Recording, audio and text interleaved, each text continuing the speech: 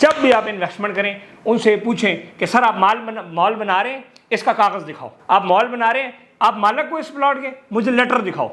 आपको वल्लाह आपको कोई लेटर नहीं दिखाएगा। क्यों? क्योंकि प्रोजेक्ट प्लॉट किसी और का होता है, बना इस्माइल रहा होता है। कल इस्माइल और मालिक के दरमियान में झगड़ा हो जाएगा तो कस्टमर प्रोग्राम तो बढ़ गया। हम रिवरव्यू हाइट बना रहे हैं, प्लॉट नंबर 48, किसी बंदे ने देखना है चला जाए बैरियर के अंदर, मेरा नाम पढ़ ले। 685 Umar district tower G+10 barrier का हाई राइज प्रोजेक्ट है। फैसल हिल में 48 नंबर प्लॉट है, 42 है मेरा ख्याल है, 42 नंबर प्लॉट है। फैसल हिल से वेरीफाई कर ले, मोहम्मद इस्माइल ओनर है। आपने किसी प्रोजेक्ट में भी दुकान ली है या फ्लैट लिया है और उमर मॉल में लिए, आपको वक्त दिखाएगा कि हमारे प्रोजेक्ट में लोग को फ़ायदा हुआ नहीं हुआ। सर आपने मरी में प्रोजेक्ट्स बनाए हैं, बैरिया में प्रोजेक्ट्स बनाए हैं, फैसल हिल्स में प्रोजेक्ट बनाने की क्या वजह है? देखें, जो मॉल है, कहीं पर भी आप मॉल बनाते हैं या कमर्शियल प्रोजेक्ट बनाते हैं, वहाँ पर पॉपुलेशन का होना बड़ा ज़रूरी है। फैसल हिल जो हाउसिंग स्कीम है उमर मॉल एंड अपार्टमेंट के लिए, वो मैंने इसलिए चूज़ किया कि एक तो वो 35,000 तैयार प्लॉटों पे मुश्तमिल हाउसिंग स्कीम है, जिसके अंदर आने वाले चंद सालों के अंदर वहाँ पर हज़ारों के हिसाब से लोग रह रहे होंगे। और दूसरी बात यह है कि जो डेवलपर की क्रेडिबिलिटी है, वो मेरी क्रेडिबिलिटी के साथ साथ डेवलपर जो सोसाइटी का मालिक है उसकी क्रेडिबिलिटी का होना बड़ा ज़रूरी है। सो चौधरी मजीद साहब जो हैं वो पाकिस्तान के एक नामे, पूरी दुनिया उनको जानती है, उनका नाम है, और उनकी डिलीवरी जो है उसकी एक मिसाल पूरी दुनिया में उन्होंने जिस तरह कायम की। Faisal town phase 1, E11 Islamabad, B17 Faisal hills. और मैंने फैसल हिल्स को चूज़ किया क्योंकि चौधरी मजीद साहब प्रोजेक्ट को आबाद करना जानते हैं। अब आप देखें, फैसल टाउन जो फ़ेज़ 1 है उसके साथ PCHS है, उसके साथ XYZ बहुत सही सोसाइटी हैं, कोई सोसाइटी आबाद नहीं। फैसल टाउन फ़ेज़ 1 आबाद है, B17 आबाद है, B17 के इर्द गिर्द C12, D17, 16 आप देखें सारा गैर आबाद है। E11 इस्लामाबाद आबाद है। फैसल हिल्स इस तरह जिस तरीके से उन्होंने बनाया, वो आपको अनकरीब बहुत बड़ी आबादी वहाँ पर नजर आएगी। जब आबादी होगी तो हमारा प्रोजेक्ट के अंदर इनफ्लो होगा कस्टमर्स का, जिसकी वजह से हमारी कस्टमर की जो हमने जिनको दुकानें दी हैं, फ्लैट्स दिए, वो रेंट पे भी लगेंगे और वो अच्छे रेट पे बिकेंगे।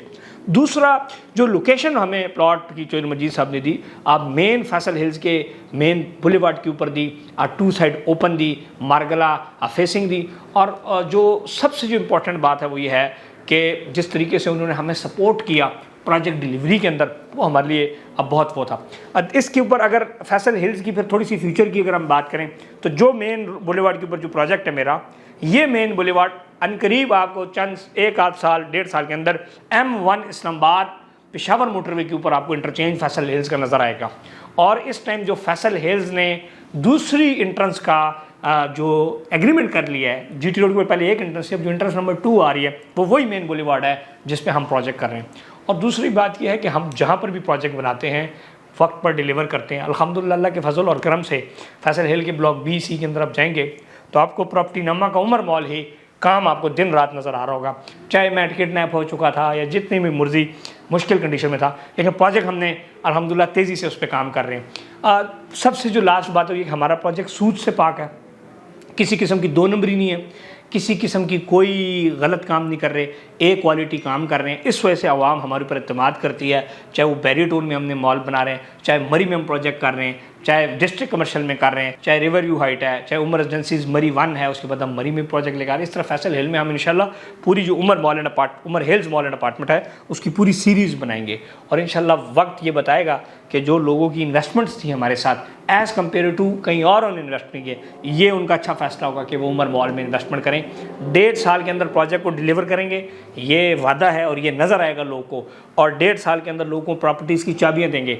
आज आप देखें किसी सोसाइटी में आप प्लॉट लेते हैं, आपको नहीं पता कि 5 साल में सोसाइटी बनेगी नहीं बनेगी, आबाद होगी नहीं आबाद होगी। आपको आबादी के बीच जहाँ पर स्कूल मौजूद है, जहाँ पर राइड एंड टाइड मार्ग मौजूद है, जहाँ पर कमर्शियल्स मौजूद हैं, जो आबाद है, शहर के बिल्कुल वस्त में है। मार्गला हाईवे की वजह से अब इस्लामाबाद आपके सामने आ गया, D12 14 लाख की आबादी, टैक्सला, तो एक बहुत बड़े जो पॉपुलेशन है उसको हम। दूसरा, हम प्रोजेक्ट को जिस तरीके से खुद मेंटेन करते हैं, खुद उसको रेंट पे लगवा के देते हैं, खुद उनको सपोर्ट करते हैं आफ्टर सेल सर्विसेज में, दैट इज़ वेरी इंपॉर्टेंट। और हम अपने प्रोजेक्ट के अंदर किसी भी ऐसी चीज़ को नहीं लेके आते जो काबिले वो जो पॉसिबल ही ना हो। लोग कहते हैं जी हम जो है ना प्रोजेक्ट के अंदर ये ले आएंगे, वो एक इधर प्रोजेक्ट हो कह रहे थे हम एक्वेरियम बनाएंगे प्रोजेक्ट के अंदर बहुत बड़ा, जिस तरह दुबई मॉल में कोई कहता है जी मैं जो है ना प्रोजेक्ट के अंदर स्विमिंग पूल बनाऊंगा। ये सारी चीज़ें पाकिस्तान में पॉसिबल ही नहीं है। आप देखिए ना किस प्रोजेक्ट है। सो हम सिर्फ वो काम करते हैं जो रियलिस्टिक काम हो। हम जिस तरीके से हमारे प्रोजेक्ट का डिज़ाइन है, मलेशियन डिज़ाइन है ये, और बड़े तरीके अच्छे तरीके से हम इसको बनाएंगे। हम रियलिस्टिक काम, किसी भी बंदे को फुदू बनाने की हमारी ना कोशिश है ना इंशाल्लाह कोशिश करेंगे, वक्त पर डिलीवर करेंगे। और ये मैं तमाम लोगों को कहना चाहता हूँ कि आपने कहीं पर भी इन्वेस्टमेंट, आपने किसी प्रोजेक्ट में भी दुकान ली है या फ्लैट लिया है और उमर मॉल में लिए, आपको वक्त दिखाएगा कि हमारे प्रोजेक्ट में लोगों को फ़ायदा हुआ नहीं हुआ। आप उमर हाइट की जाके एग्जांपल देख लें, आप रिवर व्यू हाइट की एग्जांपल देख लें, आप मरी में देख लें, हमारा रेट कंट्रोल रेट होता है और हमारी क्वालिटी ऑफ जो वर्क है वो बहुत बेहतरीन। दूसरी लास्ट बात बड़ी इंपॉर्टेंट है कि जितने भी लोग पाकिस्तान के अंदर प्रोजेक्ट्स बना रहे हैं, जहाँ भी बना रहे हैं, चाहे फैसल हिल में, बैरियर टाउन में, जब भी आप इन्वेस्टमेंट करें उनसे पूछें कि सर आप मॉल बना रहे हैं, इसका कागज़ दिखाओ। आप मॉल बना रहे हैं, आप मालिक को इस प्लॉट के, मुझे लेटर दिखाओ। आपको वल्लाह आपको कोई लेटर नहीं दिखाएगा। क्यों?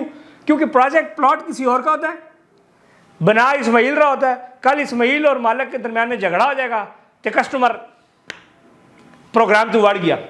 इस तरह जितने भी आपको प्रोजेक्ट्स नजर आते हैं, कहीं पर भी आप मॉल में दुकान शॉप ले रहे हैं, बेशक जितना नामी ग्रामी, आप उसको कहो यार मुझे इसका अलॉटमेंट लेटर पे अपना नाम दिखाओ। हम रिवर व्यू आईडी बना रहे हैं, प्लॉट नंबर 48, किसी बंदे ने देखना है चला जाए बैरियर के अंदर मेरा नाम पढ़ ले। 685 Umar district tower G+10 barrier का हाई राइज प्रोजेक्ट है, कोई भी चला जाए देख ले।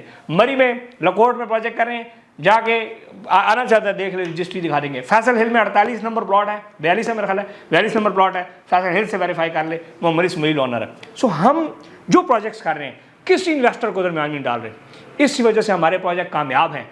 और बहुत सारे प्रोजेक्ट आपको नजर आएंगे, हमारे बहुत सारे कुलीग पाकिस्तान के अंदर मॉल्स वगैरह काम कर रहे हैं, उनके अपना कोई प्लॉट नहीं है, वो प्लॉट किसी और का है।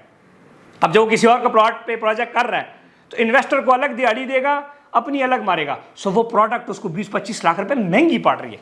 सो वाई नॉट कि आप डेवलपर से डायरेक्ट प्रॉपर्टी खरीदें जिसमें आपको फ़ायदा हो।